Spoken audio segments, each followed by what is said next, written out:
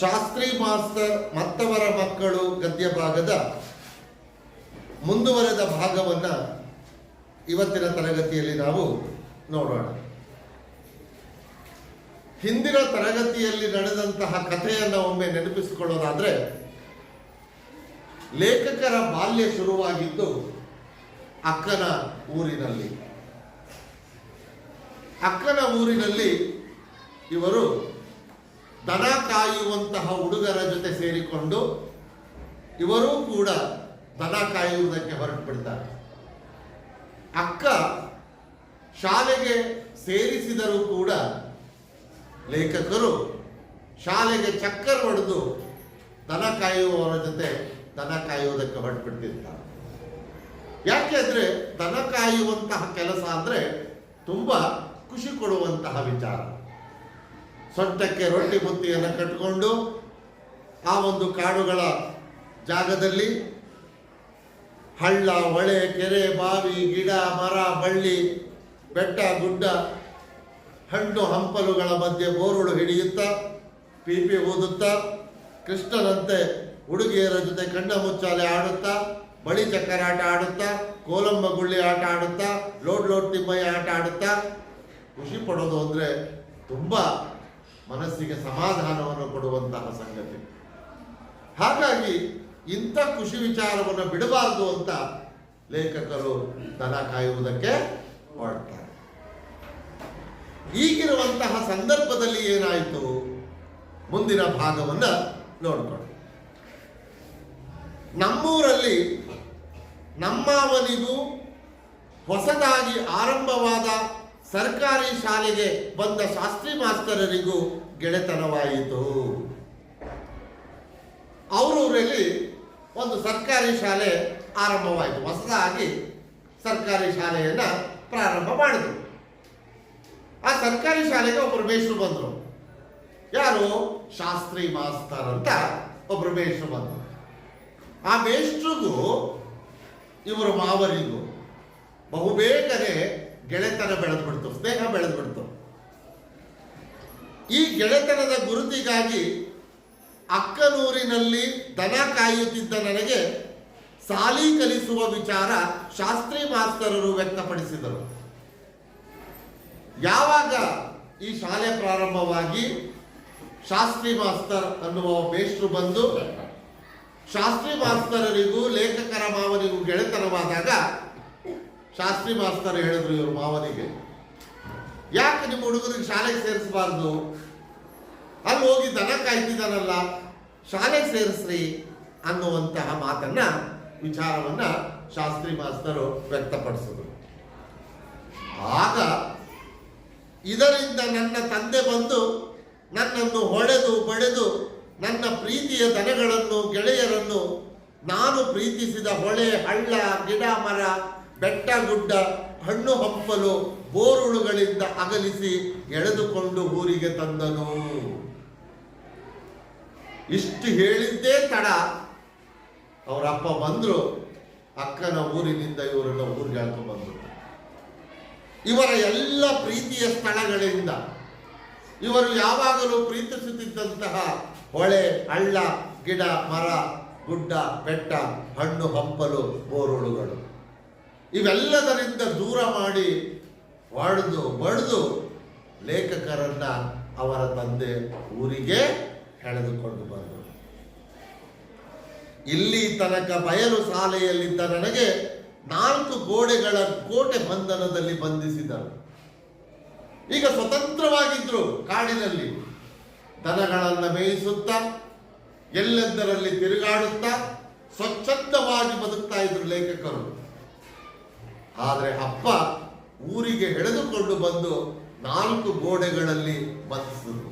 ಅಂದ್ರೆ ಶಾಲೆಯ ಕೊಠಡಿಯಲ್ಲಿ ಇವರನ್ನ ಬಂಧಿಸಿದರು. ಆಗ ಲೇಖಕರು ಏನು ಮಾಡಿದ್ರು, ಯಾರೆಷ್ಟೇ ಹೇಳಿದರು 3-4 ತಿಂಗಳವರೆಗೆ ನಾನು ಪಾಟಿಯ ಮೇಲೆ ಒಂದಕ್ಷರ ಬರೆಯದೆ ಸದಾ ನನ್ನ ದನದ ಬಳಗವನ್ನು ನೆನೆಯುತ್ತಾ ಕುಳಿತೆ. 3-4 ತಿಂಗಳವರೆಗೆ ಇವರು ಒಂದೇ ಒಂದು ಅಕ್ಷರವನ್ನು ಕಲಿಲಿಲ್ಲ. ಪಾಟಿ ಅಂದ್ರೆ ಸ್ಲೇಟ್ ಅಂತಿರಲ್ಲ ಅದು. ಕಪ್ಪು ಹಲಗೆ ಅಂತ ಕನ್ನಡದಲ್ಲಿ ಹೇಳ್ತೀವಿ. ಸ್ಲೇಟ್ ಅನ್ನೋದು ಇಂಗ್ಲಿಶಿನ ಪದ. ಈ ಕಪ್ಪು ಹಲಗೆಯ ಮೇಲೆ ಅಂದರೆ ಸ್ಲೇಟಿನ ಮೇಲೆ ಒಂದೇ ಒಂದು ಅಕ್ಷರವನ್ನು ಕೂಡ ಇವರು ಬರೀಲಿಲ್ಲ. ಬರೀ ದನ ಕಾಯುವ ಹುಡುಗರನ್ನ, ದನ ಕಾಯುವ ಸ್ಥಳಗಳನ್ನ, ಜಾಗಗಳನ್ನು ನೆನಪಿಸಿಕೊಂಡು ಅದೇ ಗುಂಗಿನಲ್ಲಿ ಕುಳಿತುಬಿಟ್ರು. ದಿನಗಳು ಹೋದಂತೆ ಹೋದಂತೆ ಅವರ ನೆನಪು ಕಡಿಮೆಯಾಗುತ್ತಾ ಹೋಯಿತು. ಶಾಸ್ತ್ರಿ ಮಾಸ್ತರರ ಹೆಂಡತಿ ಅಂಬವ್ವ ನನಗೆ ಸಂಜೆ ಮುಂಜಾನೆ ಸಿಹಿ ಸಿಹಿ ತಿಂಡಿ ತಿನಿಸುಗಳನ್ನು ಮಾಡಿದ ಅಡುಗೆಯನ್ನು ತಿನ್ನಿಸುತ್ತಾ ಉಣ್ಣಿಸುತ್ತಾ ನಡೆದಳು. ಶಾಸ್ತ್ರಿ ಮಾಸ್ತರು ಮತ್ತು ಶಾಸ್ತ್ರಿ ಮಾಸ್ತರರ ಹೆಂಡತಿ ಅಂಬವ್ವ ತುಂಬಾ ಪ್ರೀತಿಯನ್ನ ಲೇಖಕರಿಗೆ ತೋರಿಸೋದಕ್ಕೆ ಶುರು ಮಾಡಿದರು.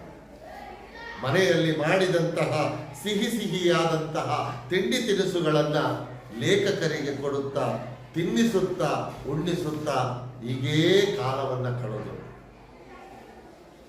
ಶಹಬಾದಿಗೆ ಸಂತಿ ಮಾಡಲು ಹೋಗುವಾಗ ಕರೆದುಕೊಂಡು ಹೋಗುತ್ತಿದ್ದರು. ಏನಾದರೂ ಹೊರಗಡೆ ಹೋಗ್ಬೇಕಾದಾಗ ಅಥವಾ ಶಹಬಾದಿಗೆ ಹೋಗ್ಬೇಕಾದಾಗ ಈ ಲೇಖಕರನ್ನು ಕೂಡ ಅಮ್ಮವ್ವ ಅವ್ವ ಜೊತೆಲಿ ಕರ್ಕೊಂಡು ಹೋಗ್ತಿದ್ರು. ಹೋಟೆಲದಲ್ಲಿ ಹೊಟ್ಟೆ ತುಂಬ ತಿನ್ನಿಸುತ್ತಿದ್ದಳು. ಶಾಸ್ತ್ರಿ ಮಾಸ್ತರರು ತಾವು ನೋಡಿದ ಸಿನಿಮಾ ತೋರಿಸ್ತಿದ್ರು. ಶಹಬಾದಿಗೆ ಕರೆದುಕೊಂಡು ಹೋದಾಗ ಹೋಟೆಲ್ ಊಟ ಮಾಡಿಸ್ತಾ ಇದ್ರು. ಹಾಗೆ ಹೋದಾಗೆಲ್ಲ ಒಂದೊಂದು ಕನ್ನಡ ಸಿನಿಮಾ ನೋಡ್ತಾ ಇದ್ರು. ಲೇಖಕರಿಗೂ ಕೂಡ ಸಿನಿಮಾವನ್ನು ತೋರಿಸ್ತಾ ಇದ್ರು. ನನಗೆ ಅಕ್ಷರ ಕಲಿ ಎಂದು ಒತ್ತಾಯ ಮಾಡುತ್ತಿರಲಿಲ್ಲ. ನನ್ನ ಮನಸ್ಸು ತಿರುಗಲು ಸುಮ್ಮನೆ ಬಿಟ್ಟಿದ್ದರು. ಎಷ್ಟು ದಿವಸ ಸುಮ್ಮನೆ ಕೂಡುವುದು? ಅಕ್ಕನೂರಿನ ನೆನಪುಗಳೆಲ್ಲ ಬಯಲಾಗಿ ಹೋದ ಮೇಲೆ ಶಾಸ್ತ್ರಿ ಮಾಸ್ತರರ ಮತ್ತು ಅಂಬವ್ವನವರ ಪ್ರೀತಿ ಕಡಲಲ್ಲಿ ಬಿದ್ದ ಮೇಲೆ ಅಕ್ಷರ ಮಳೆ ಧಾರಾಕಾರವಾಗಿ ಸುರಿಯತೊಡಗಿತು. ಅವರ ಪ್ರೀತಿಯಲ್ಲಿ ಬಿದ್ದ ಮೇಲೆ, ಅವರ ಪ್ರೀತಿಯ ಕಡಲಲ್ಲಿ ಮುಳುಗಿದ ಮೇಲೆ ಲೇಖಕರು ಅಕ್ಕನ ಊರಿನ ನೆನಪುಗಳನ್ನ ಒಂದೊಂದಾಗಿ ಮರಿತಾ ಹೋದರು. ಆಮೇಲೆ ಅಕ್ಷರವನ್ನ ಕಲಿಯುವುದಕ್ಕೆ ಪ್ರಾರಂಭ ಮಾಡಿದರು. ಪ್ರೀತಿ ಏನನ್ನ ಬೇಕಾದರೂ ಕಲಿಸುತ್ತೆ ಅಂತ. ಹೀಗೆ ಶಾಸ್ತ್ರಿ ಮಾಸ್ತರ್ ಮತ್ತು ಅಂಬವ್ವನವರ ಪ್ರೀತಿಯಲ್ಲಿ ಮುಳುಗಿದಂತಹ ಲೇಖಕರಿಗೆ ಅಕ್ಷರವನ್ನ ಕಲಿಯಬೇಕು ಅನ್ನುವಂತಹ ಆಸಕ್ತಿ ಶುರುವಾಯಿತು. ಆಮೇಲೆ ಅಕ್ಷರವನ್ನ ಅಭ್ಯಾಸ ಮಾಡುವುದಕ್ಕೆ ಶುರು ಮಾಡೋದು. ಕೇವಲ 3 ತಿಂಗಳೊಳಗೆ ಅಕ್ಷರಗಳ ಅಭ್ಯಾಸ ಮುಗಿಸಿ ಅದೇ ವರ್ಷ 1ನೆಯ ಪರೀಕ್ಷೆ ಪಾಸ್ ಆದೆಯೇ. ನೋಡಿ ಎಷ್ಟು ಚೆನ್ನಾಗಿ ಆ ಮಾತನ್ನು ಹೇಳ್ತಾರೆ. 1ನೆಯ ಪರೀಕ್ಷೆ ಪಾಸ್ ಆದೆ ಅಂತ.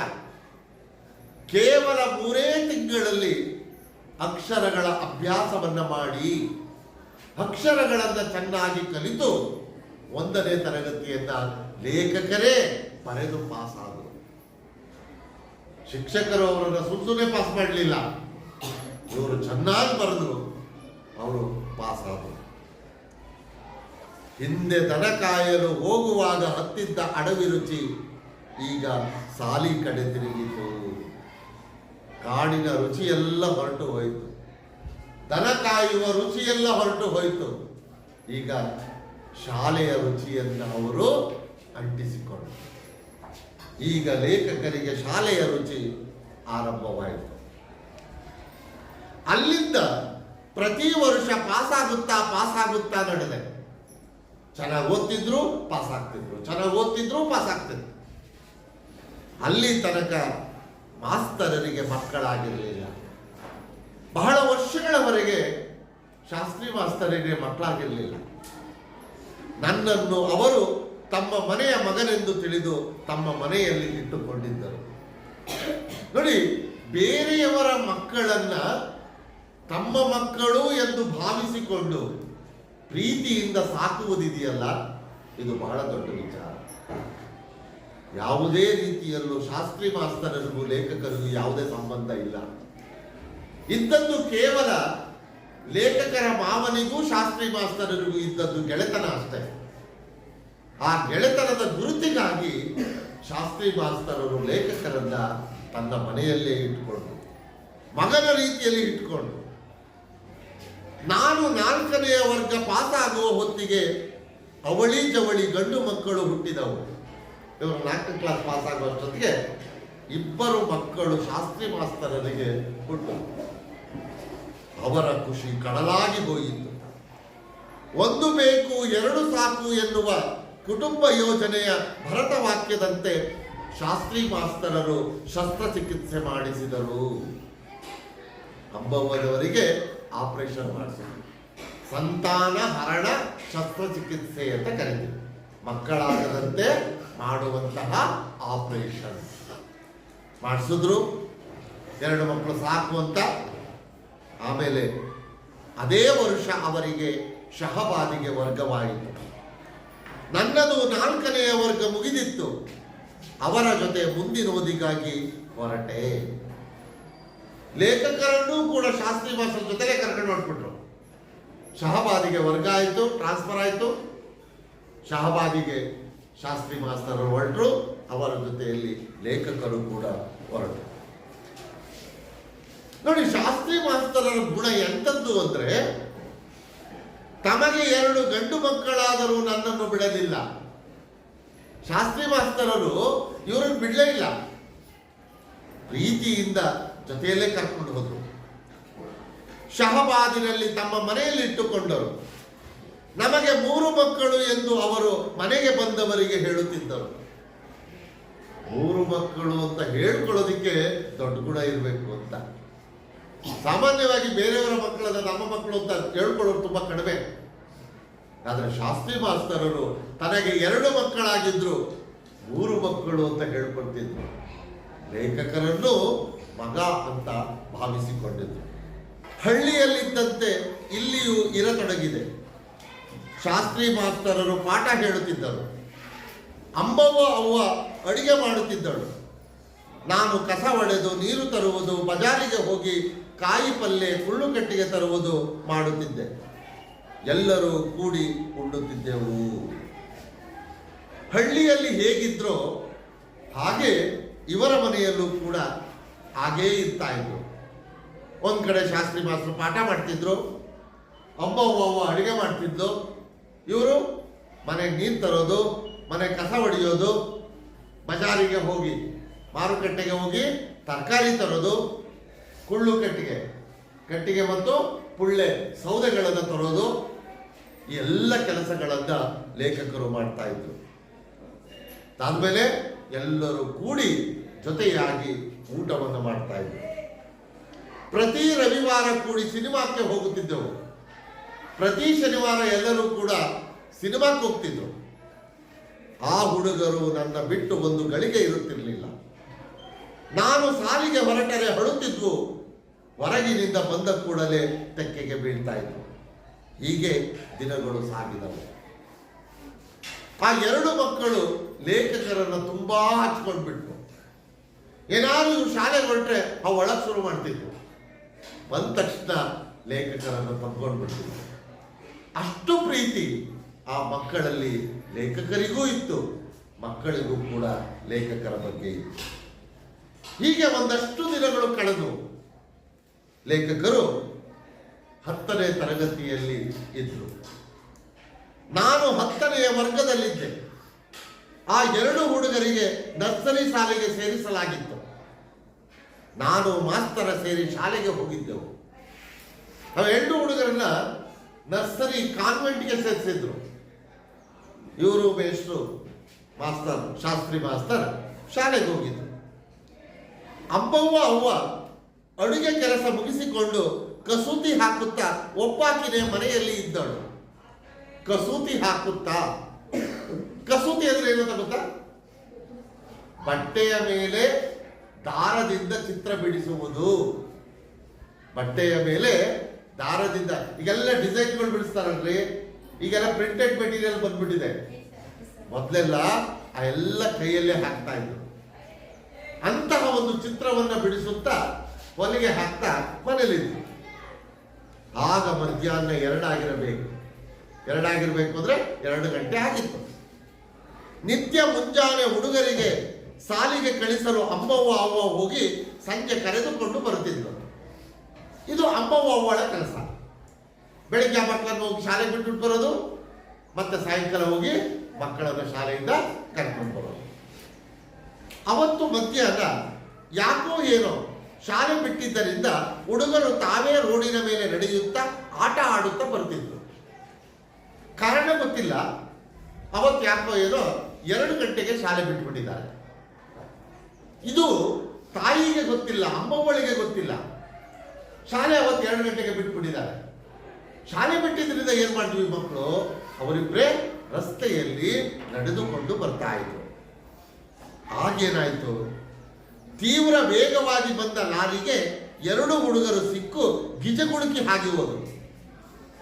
ಗಿಜಗುಳುಕಿ ಅಂದ್ರೆ ಅಪ್ಪಚ್ಚಿ ಆಗೋಗ್ಬಿಟ್ಟು. ತಕ್ಷಣವೇ ಆಸ್ಪತ್ರೆಗೆ ಒಯ್ದರೂ ಪ್ರಯೋಜನವಾಗಲಿಲ್ಲ. ಪ್ರಾಣ ಅಲ್ಲೇ ಹೋಗಿದ್ದರು. ಇಬ್ಬರು ಕೂಡ ಸತ್ತು ಹೋದರು. ಸುದ್ದಿ ಕೇಳಿ ಮಾಸ್ತರರು ಹೌವಾರಿಯುವುದು, ಚಿಂತೆಗೀಡಾದರು, ದುಃಖ. ಅವರಿಗೆ ಆ ಮಕ್ಕಳು ಹುಟ್ಟಿದ್ದೇ ಬಹಳ ದಿನಗಳ ನಂತರ, ವರ್ಷಗಳ ನಂತರ, ಅಪರೂಪಕ್ಕೆ ಜನಿಸಿದ್ದು. ಅಂತ ಮಕ್ಕಳು ಸತ್ತು ಹೋದಾಗ ಶಾಸ್ತ್ರಿ ಮಾಸ್ತರಿಗೂ ತುಂಬಾ ದುಃಖ ಆಯಿತು. ನಾನು ಅವರ ಜೊತೆ ಓಡಿದೆ. ಅಂಬವ್ವ ಅವ್ವ ಮೂರ್ಛೆ ಹೋಗಿ ಬಿದ್ಲು. ಬಿದ್ದವಳು ಮೇಲೆ ಏಳಲಿಲ್ಲ. ತಾಯಿನೂ ಕೂಡ ಸತ್ತೋಗ್ಬಿಟ್ಲು. ಶಾಲೆಗೆ ಶಾಲೆ, ಬಜಾರಿಗೆ ಬಜಾರೆ, ಊರಿಗೆ ಊರೇ, ಆಸ್ಪತ್ರೆಗೆ ಓಡಿ ಬಂದಿತ್ತು. ಅಷ್ಟು ಒಳ್ಳೆ ಮನುಷ್ಯ ಶಾಸ್ತ್ರಿ ಮಾಸ್ತರ್. ಇಂಥ ಒಳ್ಳೆ ಮನುಷ್ಯನಿಗೆ ಹೀಗಾಯ್ತಲ್ಲ. ಇಡೀ ಊರೇ, ಮಾರ್ಕೆಟೆ ಎಲ್ಲ ಜನಗಳು ಆಸ್ಪತ್ರೆಗೆ ಓಡಿ ಬಂದಿತ್ತು ಆ ಎಣಗಳನ್ನು ನೋಡೋದಕ್ಕೆ. ಇದು ಶವಯಾತ್ರೆಯಾಗಿರಲಿಲ್ಲ, ದೇವರ ಜಾತ್ರೆಗೆ ಜನ ಸೇರಿದಂತಿತ್ತು. ಹೆಣವನ್ನು ಹೊತ್ಕೊಂಡು ಹೋಗ್ತಿದ್ದಾರೆ ಅಂತ ಅನಿಸ್ತಿರ್ಲಿಲ್ಲ. ಒಂದು ದೇವರ ಜಾತ್ರೆಗೋಸ್ಕರ ಜನಗಳು ಹೀಗೆ ಸೇರಿದ್ದಾರೇನೋ ಅನ್ನೋ ಹಾಗೆ ಅಷ್ಟೊಂದು ಜನಗಳು ಸೇರ್ಕೊಂಡಿದ್ರು. ಅಂಬವ್ವ ಅವ್ವನ ಹೆಣದ ಜೊತೆ ಆ 2 ಹುಡುಗರ ಹೆಣ ಸೇರಿಸಿ ಒಂದೇ ಕುಣಿಯಲ್ಲಿ ಮಲಗಿಸಲಾಯಿತು. ಅಲ್ಲಿ ಅಳದವರೇ ಪಾಪಿಗಳಾಗಿದ್ದರು. ಬಂದವರೆಲ್ಲ ಕಣ್ಣೀರಾಕಿದ್ರು, ಬಂದವರೆಲ್ಲ ದುಃಖಪಟ್ಟರು. ಎಂಥ ಜನರಿಗೆ ಹೆಂಗಾಯ್ತಲ್ಲ ಎಂದು ನೆರೆದ ಜನ ಗೋಳ್ಗರೆದರು, ದುಃಖಪಟ್ಟರು, ಸಂಕಟಪಟ್ಟರು. ಶಾಸ್ತ್ರಿ ಮಾಸ್ತರು ಹುಚ್ಚಾಗಿ ಹೋಗಿದ್ರು. ಒಬ್ಬರನ್ನು ಕಳ್ಕೊಂಡ್ರೆ ದುಃಖ ತಡೆಯಕ್ಕಾಗಲ್ಲ. ಇನ್ನ ಪ್ರೀತಿ ಪಾತ್ರರಾದಂತಹ 3 ಜನಗಳನ್ನು ಕಳ್ಕೊಂಡಾಗ ಆ ದುಃಖ ಮಿತಿ ಮೀರಿತು. ಮೇಲೆ ಮುಗಿಲು ಹರಿದು ಬಿದ್ದಂತೆ, ಸಿಡಿಲು ಬಡಿದಂತೆ ಅವರ ಸ್ಥಿತಿ ಆಗಿತ್ತು. ಜಗತ್ತಿನ ಕಷ್ಟಗಳೆಲ್ಲವೂ ಇವರೊಬ್ಬರಿಗೇ ಬಂದಿದೆಯೇನೋ ಅನ್ನೋ ಹಾಗೆ ಅತಿಯಾದ ವೇದನೆ, ಅತಿಯಾದ ದುಃಖ, ಅತಿಯಾದ ವೇದನೆ, ಅತಿಯಾದ ಸಂಕಟವನ್ನ ಶಾಸ್ತ್ರಿ ಮಾಸ್ತರರು ಅನುಭವಿಸಿದರು. ಇದಾದ ಮೇಲೆ ಮಣ್ಣಾಗಿ 6 ತಿಂಗಳಾಯಿತು. ಹಾಸಿಗೆ ಹಿಡಿದ ಮಾಸ್ತರರು ಶಾಲೆಗೆ ಬರಲಿಲ್ಲ. ಕೊರಗ್ತಾ ಮಲಗಿಬಿಟ್ರು. ಅವರು ಮಲಗಿದವರು 6 ತಿಂಗಳು ಮೇಲೆ ಇರಲಿಲ್ಲ. 6 ತಿಂಗಳಾದ ಮೇಲೆ ಕೊನೆಗೆ ಯೋಚಿಸಿ ಒಂದು ನಿರ್ಧಾರಕ್ಕೆ ಬಂದರು. ಇನ್ನು 10 ವರ್ಷ ಸೇವೆ ಇತ್ತು. ತಾವೇ ನಿವೃತ್ತಿಗೆ ಅರ್ಜಿ ಹಾಕಿದರು. ಇವರು ಶಿಕ್ಷಕರಾಗಿದ್ದವರು. ಸ್ವಯಂ ನಿವೃತ್ತಿಗೆ ಅರ್ಜಿ ಹಾಕಿದ್ರು. ಹೆಂಡತಿ ಹೆಸರಲ್ಲಿ, ಮಕ್ಕಳ ಹೆಸರಲ್ಲಿ ಇಟ್ಟಿದ್ದ ಜೀವ ವಿಮೆ ಬ್ಯಾಂಕಿನ ಹಣ ತೆಗೆದ್ರು. ಒಂದಷ್ಟು ಜೀವ ವಿಮೆಯನ್ನು ಮಾಡಿಸಿದ್ರು ಮಕ್ಕಳ ಹೆಸರಿನಲ್ಲಿ, ಹೆಂಡತಿ ಹೆಸರಿನಲ್ಲಿ. ಆ 3 ಜನಗಳು ಸತ್ತು ಹೋಗಿದ್ರಿಂದ ಒಂದಷ್ಟು ವಿಮೆ ಹಣ ಬಂತು. ಒಂದಷ್ಟು ಹಣವನ್ನು ಬ್ಯಾಂಕ್ನಲ್ಲಿ ಇಟ್ಟಿದ್ರು. ಆ ಹಣವನ್ನು ತೆಗೆದ್ರು. ನಿವೃತ್ತಿಯಿಂದ ಬಂದ ಹಣ ಸೇರಿಸಿ ತಾನಿದ್ದ ಬಾಡಿಗೆ ಮನೆಯನ್ನು ಖರೀದಿ ಮಾಡಿದ್ರು. ಕೊಂಡ್ಕೊಂಡು ತಾನು ಇದ್ದಂತಹ ಮನೆಯನ್ನ ಕೊಂಡ್ಕೊಂಡು ಏನ್ ಮಾಡಿದ್ರು, ಅನಾಥ ಬಾಲಕರಾಶ್ರಮ ಎಂದು ಬೋರ್ಡು ಬರೆಸಿ ಮನೆ ಮುಂದೆ ಹಾಕಿದರು. ನೋಡಿ, ಸಾಮಾನ್ಯ ಜನಗಳಾದಂತಹ ನಾವುಗಳು, ನಮಗೆ ಇಂತಹ ಪರಿಸ್ಥಿತಿ ಬಂದಿದ್ದರೆ ನಾವೇನ್ ಮಾಡ್ತಿದ್ವಿ? ನಮ್ಮ ಸಂಬಂಧಿಕರ ಒಂದು ಹುಡುಗನನ್ನು ತಂದು ಸಾಕೋತಿದ್ವಿ. ಇಲ್ಲ, ಇರುವ ಹಣವನ್ನ ಮತ್ತು ಆಸ್ತಿಯನ್ನ ಸಂಬಂಧಿಕರ ಹೆಸರಿಗೆ ಬರಿತಾ ಇದ್ವಿ. ಆದರೆ ಶಾಸ್ತ್ರಿ ಮಾಸ್ತರರು ಆ ಕೆಲಸವನ್ನು ಮಾಡಲಿಲ್ಲ. ಜೀವ ವಿಮೆಯಿಂದ ಬಂದ ಹಣ, ಬ್ಯಾಂಕಿನಲ್ಲಿ ಇಟ್ಟಿದ್ದಂತಹ ಹಣ, ಸ್ವಯಂ ನಿವೃತ್ತಿಯಿಂದ ಬಂದಂತಹ ಹಣ, ಈ ಎಲ್ಲ ಹಣವನ್ನು ಒಟ್ಟಿಗೆ ಸೇರಿಸಿ ತಾನಿದ್ದ ಮನೆಯನ್ನು ಕೊಂಡುಕೊಂಡ್ರು. ಆ ಮನೆಯ ಮುಂದೆ ಅನಾಥ ಬಾಲಕರಾಶ್ರಮ ಅಂತ ಒಂದು ಬೋರ್ಡನ್ನು ಬರೆಸಿ ಹಾಕಿದ್ರು. ಶಾಲೆ ಓದಲು ಬರುವ ನಿರ್ಗತಿಕ ಬಡವ ಅನಾಥ ಮಕ್ಕಳನ್ನು ಸೇರಿಸಿಕೊಂಡು ಅವರ ಊಟ, ವಸತಿ, ಬಟ್ಟೆ, ಪಾಟಿ, ಪುಸ್ತಕಗಳ ಖರ್ಚು ನೋಡಿಕೊಳ್ಳುತ್ತಾ ಅದರಲ್ಲಿ ತನ್ನ ಹೆಂಡತಿ ಮಕ್ಕಳ ನೋವು ಸಾವನ್ನು ನಲಿವು ಸಿಹಿಯನ್ನಾಗಿ ಮಾಡಿಕೊಂಡು ತನ್ನ ಮಕ್ಕಳ ಸಾವಿನ ನೋವು, ತನ್ನ ಹೆಂಡತಿಯ ನೋವು, ಆ ಎಲ್ಲ ನೋವುಗಳನ್ನು ಮಕ್ಕಳಿಗೆ ಉಚಿತವಾಗಿ ವಿದ್ಯಾಭ್ಯಾಸವನ್ನು ಕೊಡುತ್ತಾ ಆ ಎಲ್ಲ ನೋವುಗಳನ್ನು ಮರೆಯೋದಿಕ್ಕೆ ಮುಂದಾದರು. ಅನಾಥ ಮಕ್ಕಳಿಗೆ, ನಿರ್ಗತಿಕ ಮಕ್ಕಳಿಗೆ ಉಚಿತವಾಗಿ ಊಟ, ಉಚಿತವಾಗಿ ವಸತಿ, ಉಚಿತವಾಗಿ ಬಟ್ಟೆ, ಉಚಿತವಾಗಿ ಪಾಟಿ, ಸ್ಲೇಟು, ಉಚಿತವಾಗಿ ಪುಸ್ತಕ ಎಲ್ಲವನ್ನು ಕೊಟ್ಟು ಅವರು ಖುಷಿಯಾಗಿರುವುದನ್ನು ನೋಡಿ ತನ್ನ ದುಃಖವನ್ನು ಮರಿತಾ ಹೋದರು. ಮನುಷ್ಯನಿಗೆ ದುಃಖಗಳು, ಸಂಕಟಗಳು ಬರುವುದು ಸಹಜ. ಆ ದುಃಖಗಳನ್ನು, ಸಂಕಟಗಳನ್ನು ಹೇಗೆ ಮರಿತಾನೆ ಅನ್ನುವುದರ ಮೇಲೆ ಅವನ ಬದುಕು ನಿಂತಿರುತ್ತೆ. ನಾವಾದ್ರೆ ಕೊರಗ್ತಾ ಕುಳಿತುಕೊಳ್ತೀವಿ, ಚಿಂತೆ ಮಾಡ್ತಾ ಕುಳಿತುಕೊಳ್ತೀವಿ.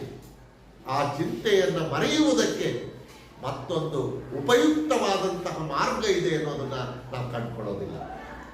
ಆದರೆ ಶಾಸ್ತ್ರಿ ಮಾಸ್ತರರು ಅದನ್ನು ಕಂಡುಕೊಂಡ್ರು.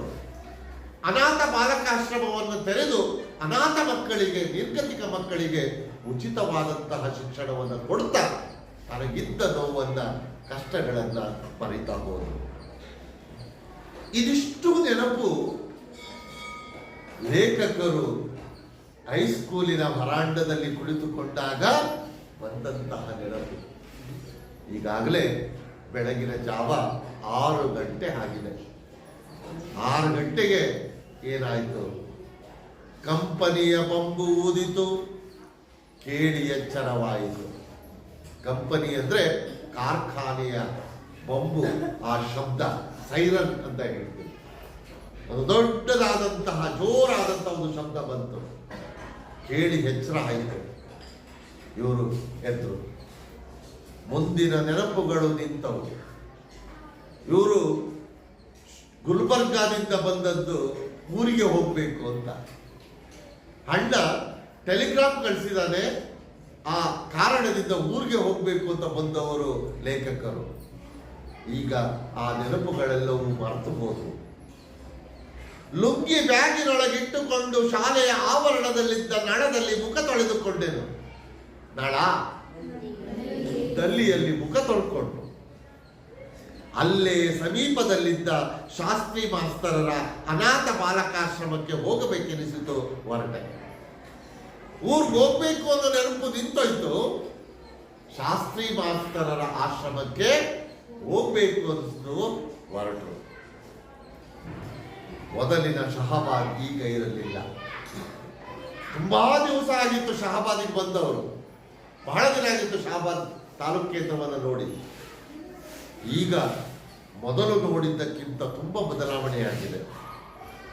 ACC ಸಿಮೆಂಟ್ ಕಂಪನಿಯಿಂದ, ABL ಕಂಪನಿಯಿಂದ ಜನ ತುಂಬಿ ಹೋಗಿತ್ತು. ಈಗ ಕಂಪನಿಗಳು, ಕಾರ್ಖಾನೆಗಳು ಪ್ರಾರಂಭವಾಗಿದ್ದಾವೆ. ಕಾರ್ಖಾನೆಗಳ ನೌಕರರಿಂದ ಇಡೀ ಶಹಬಾದ್ ತುಂಬ ಹೋಗಿದೆ. ಊರಿನ 4 ದಿಕ್ಕಿಗೂ ಊರು 1 ಮೈಲಿವರೆಗೆ ಬೆಳೆದಿತ್ತು. ನಾನು ನೋಡುತ್ತಾ ಹೊರಟೆ. ನೀರು ತುಂಬುವ, ಸಂಡಾಸಿಗೆ ಹೊರಟಿರುವ, ಕೆಲಸಕ್ಕಾಗಿ ಹೊರಟಿರುವ, ಊರಿಗೆ ಹೋಗುವ, ಕಾಯಿ ಪಲ್ಯ ತುಂಬಿಕೊಂಡು ಬರುವ, ಹೋಟೆಲ್ ಅಂಗಡಿ ತೆರೆಯುವ ಜನರನ್ನು ನೋಡುತ್ತಾ ನೋಡುತ್ತಾ ನೋಡುತ್ತಾ ನಡೆದ. ಬೆಳಗಿನ ಜಾವದಲ್ಲಿ ಜನ ತನ್ನ ದಿನನಿತ್ಯದ ಕರ್ಮದಲ್ಲಿ ತೊಡಗಿಕೊಂಡಿದ್ದರು. ಕೆಲವರು ಮನೆಗೆ ನೀರು ತುಂಬುತ್ತಾ ಇದ್ದಾರೆ. ಇನ್ನು ಕೆಲವರು ಸಂಡಾಸಿಗೆ ಹೊರಟಿದ್ದಾರೆ. ಚೊಂಬಿಡ್ಕೊಂಡು ಸಂಡಾಸ ಅಂದ್ರೆ ಗೊತ್ತಲ್ಲ. ಒಂದ್ಸಾರಿ ಇದೇ ಶಾಲೆಯಲ್ಲಿ ಒಬ್ಬ ವಿದ್ಯಾರ್ಥಿ ಕೇಳಿದ್ರು, ಸರ್ ಸಂಡಾಸು ಅಂದ್ರೆ ಏನ್ ಸಾರ್ ಅಂತ. ಬಹುಶಃ ನಾನು ನಿಮ್ಗೆ ಹೇಳ್ಬೇಕಾದ ಅವಶ್ಯಕತೆ ಬರಲಿಲ್ಲ, ಅದೇ ನನ್ನ ಪುಣ್ಯ.